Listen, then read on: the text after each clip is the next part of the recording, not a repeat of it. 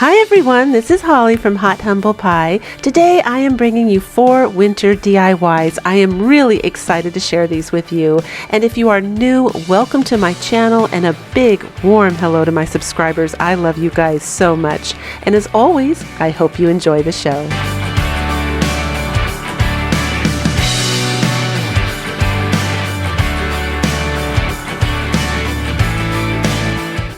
And if you haven't yet subscribed to my channel, I'd love it if you click that button.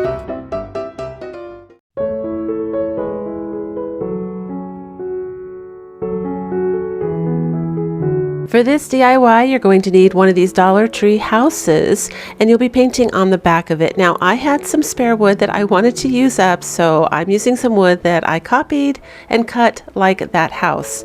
The first thing I'm doing is taking a large craft stick, and I cut it down to a shape that I thought would look cute for little windows, and I'm just using it as a template to trace some windows onto the front of this wood. Now, this wood was already painted white. It's part of a bed frame my son built for me, and it chipped apart when they removed it, and it looked perfect, so I didn't want to touch it because I'm going for the rustic look.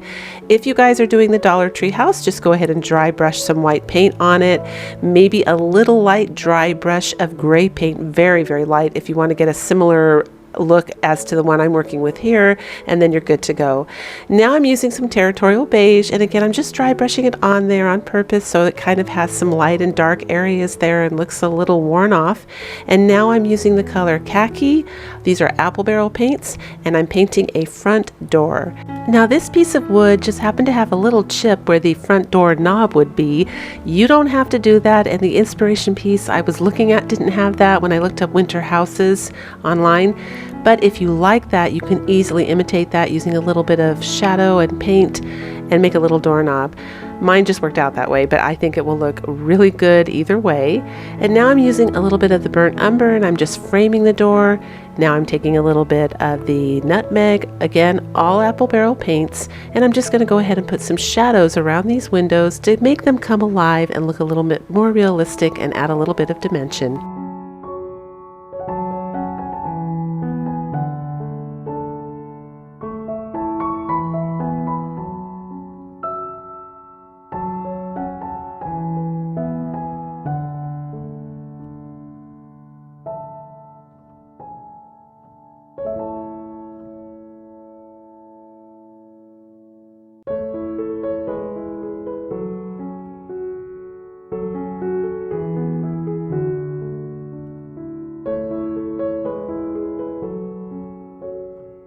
Now here's where I decide to change it up a little bit.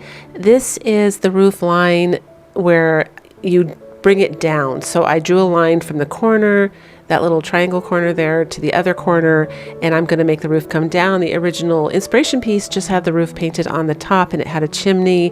I didn't want to do a chimney. I just wanted to have a little bit more, I guess, of a heavier roof on it, and that would look really, really good on the Dollar Tree piece as well. And I'm using a color here that's a brown, but it's like a rusty brown that has a little bit of wine in it. I'm sorry, I don't have the name.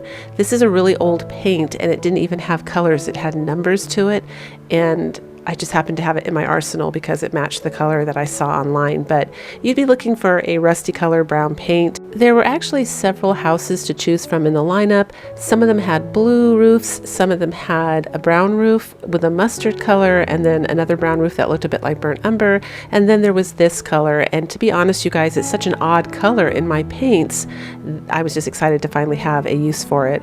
That's why it's so old now I can't give you a name, but any of those roof colors would look just fine, or any color that makes you happy, that would look great. Now here I'm taking burnt umber and I'm making these little lines, and they were on the inspiration piece. I think they were meant to kind of look like bricks, you know, or maybe just give it some more character. I loved it, so I went ahead and included that. And I'm also going to edge this piece with the burnt umber all the way around as well to make it look a little bit older and distressed. Now, because this is a winter house, I decided I wanted to go ahead and frost mine up a little bit and make it look a little older too, and just give it more of a wintry feel. And that's it. I kind of tapped the top there to give it a little frosty roof, and I was so pleased with how the final results came out, you guys. Let me know what you think, but I love this little winter house.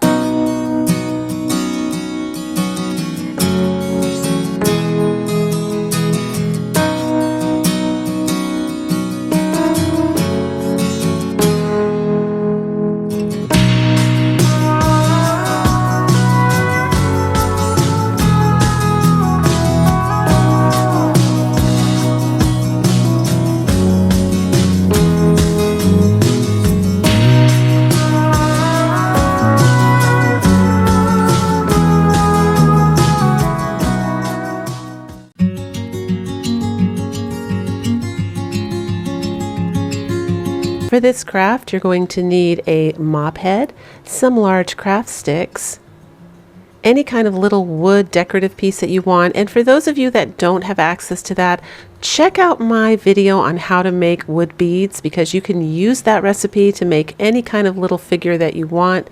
All you have to do is have some decent cutting skills and an oven, and you're good to go. So here, the first thing you have to do is cut that little plastic piece off. It's not too hard, believe it or not. If you have some strong utility clippers there, it's pretty good.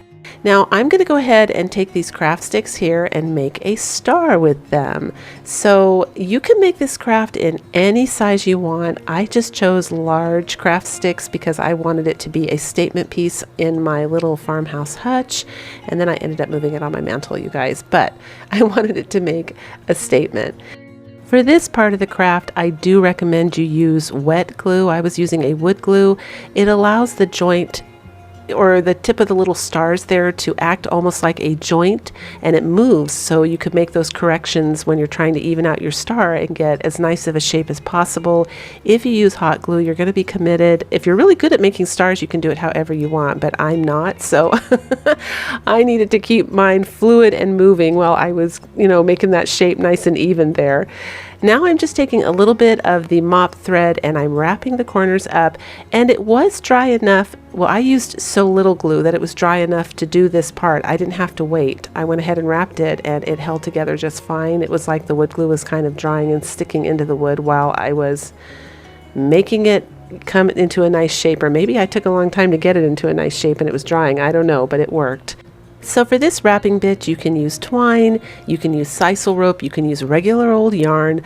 I love the mop thread. The mop thread kind of has a fuzzy appearance where it looks almost blurry, and it just adds like a coziness to it. It almost looks like a sweater.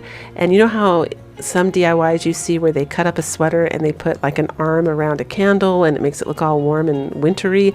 This gave off the same vibe and energy, and it really, to me, the mops lend a natural primitive look to those of us that love farmhouse or rustic decor.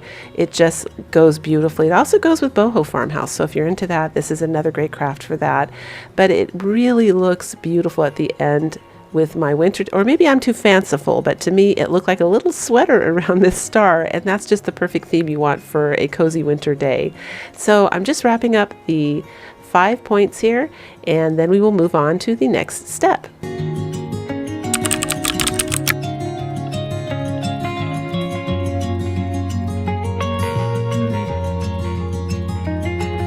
And this is what it should look like when you're all done. Now I'm going to go ahead and use some brown twine to wrap, just randomly wrap. There's no rhyme or reason to this part, just for the contrast and to make it look a little bit more rustic. And I just love this look, you guys. And you can use anything you want for this part, or you can copy me, it's fine. This is the Walmart twine. It runs about $4, I think, for, I want to say it's 10 yards, but I have had this going on a year now, and for those of you that watch my video, you see me use this all the time, and look at how thick it is. I mean, it was definitely worth, in fact, I wouldn't be surprised if it went up in price, because it goes a long way for the price. So very, very good piece of twine there. And now I'm using the Dollar Tree little pom-poms. I love those, they're so cute. And I'm just tipping the star, little tips there with the pom-poms. It's adding to the coziness vibe that I'm trying to get. And here, this little wood piece came from a lovely subscriber who wishes to remain unnamed, but she has sent me 2 beautiful boxes of craft supplies, and I am so grateful to you. You know who you are. Thank you so, so much. It is heaven when I open these boxes, because she is just really good at craft supply shopping, and I really appreciate the support. So thank you so much. And I'm using it now for my little winter DIY. I thought it was perfect for this winter star. I think it's a reindeer head or a deer head, but this is it. And for a wintry night where you can see the stars so clearly, to me stars are just part of what winter is, and I love how this came out.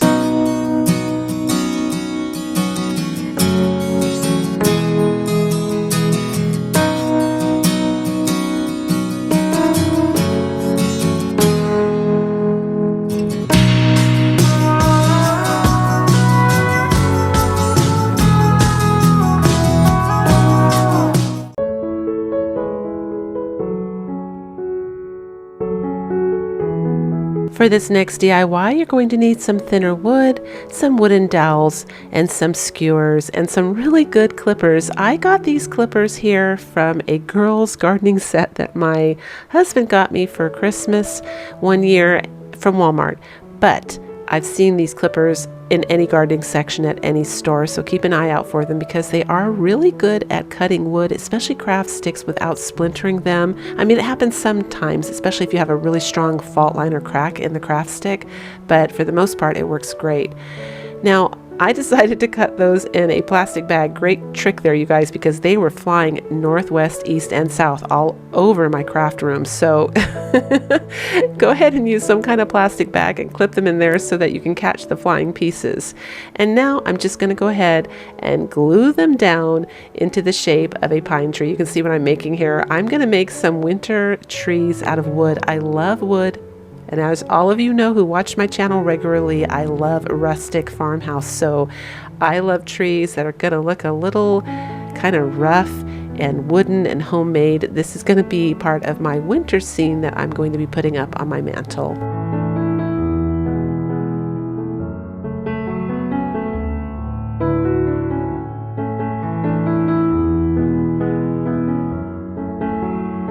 So when you're all done with that part, don't forget to put a strip of hot glue on the underside just to hold these in place. They are on really good and tight when you do this, so I just want to make sure you don't skip this step.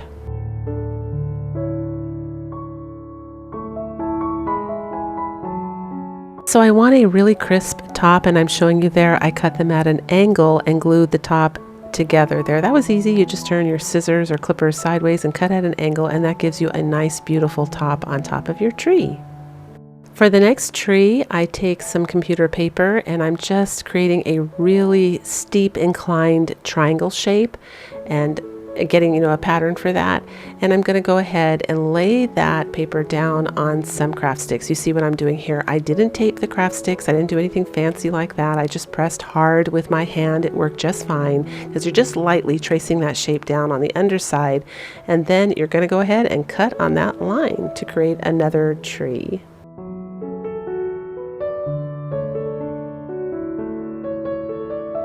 Here you see me using hot glue to glue the pieces down.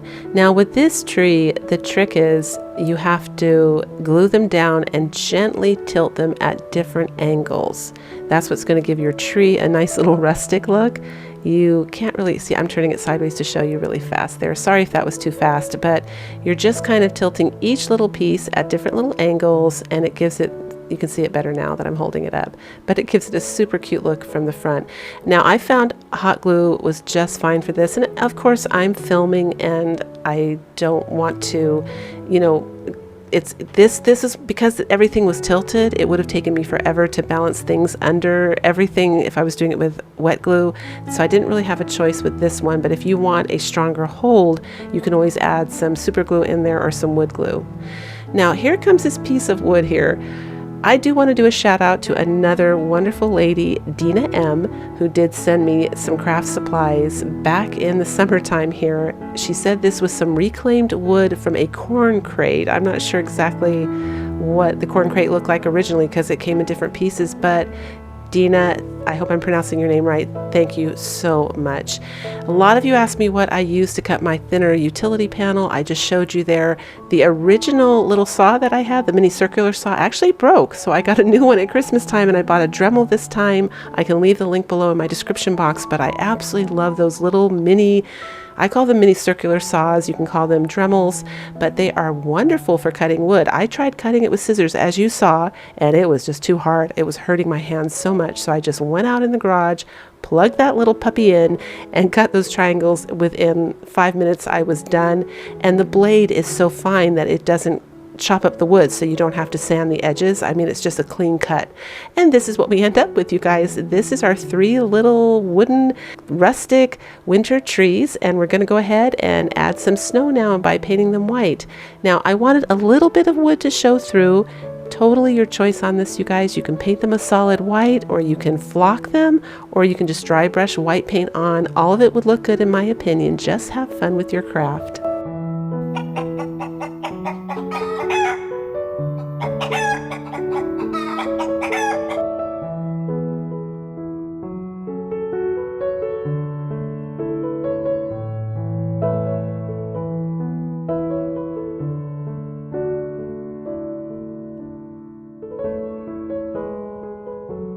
for the bottoms, I decide I'm going to recycle some little mini cans I have that had green chilies in them, and I took them outside and spray painted them white. And I'm using some recycled foam that I got from something I ordered in the mail. It worked perfect. But I decide I don't quite like it, so I end up taking some mesh material here. This is actually a top of an old bed skirt that I found at a thrift store for $1.50. So it was half day price, so it would have been 75 cents. It was a king size bed skirt, and I just took the top off because to me it looks like a drop cloth, and it's a lot cheaper, and it's great for these kind of crafts when you want to wrap up the bottom of a little planter base. And that's it. Tied it with a bit of twine, and I love these.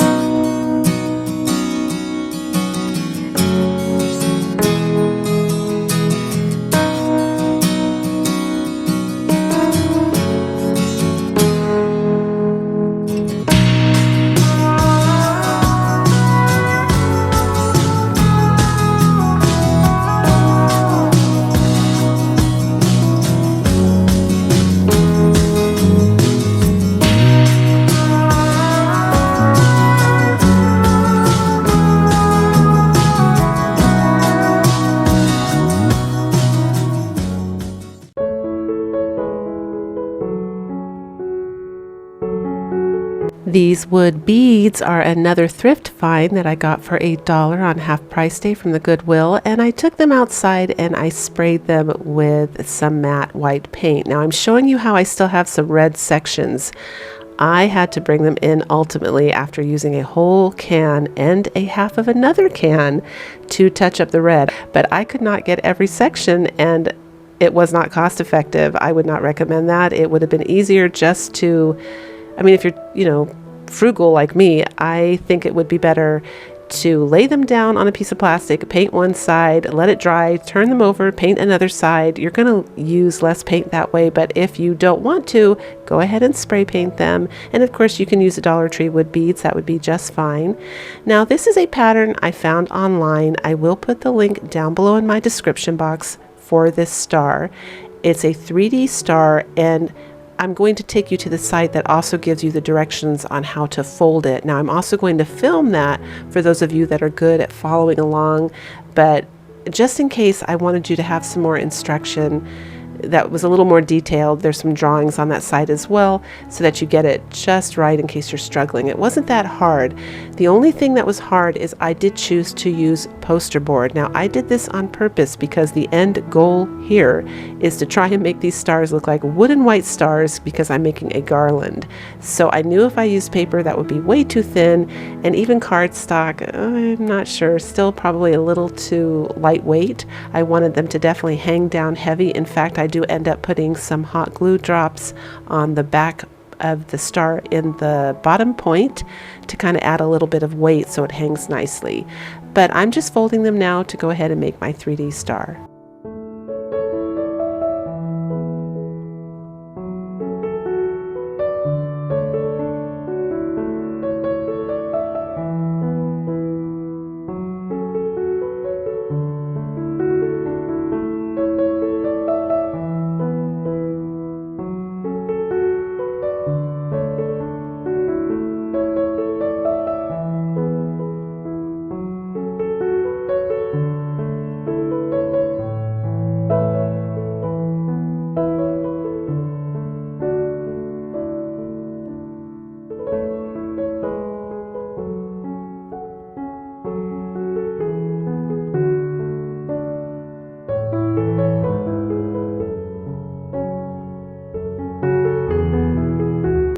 I did find it very helpful to use scissors and those little sharp tweezers, any sharp instrument you have, to get those points really, otherwise, I don't know how to say it. I guess you'll bend it.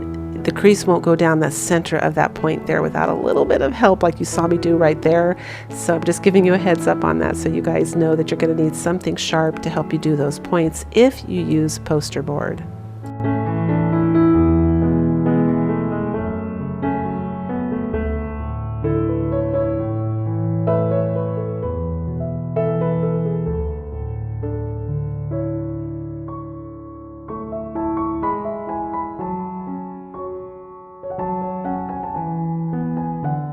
For my size mantle, I went ahead and made 5 stars. So if you want it for a headboard or you have a bigger mantle, you're going to kind of have to measure and figure that part out.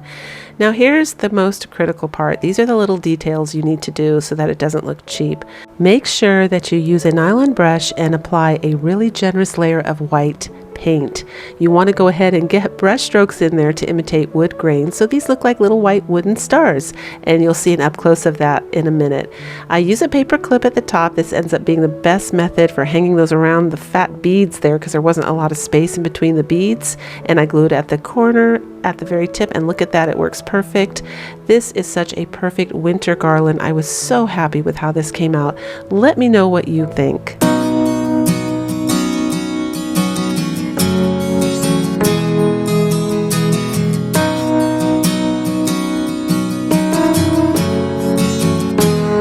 If you had fun today, don't forget to give me a big thumbs up, like this video, share, comment. It really does help my channel grow, and I appreciate it so much. I love you guys. And of course, until the next video, breathe deep, fret not, and do things that make you happy.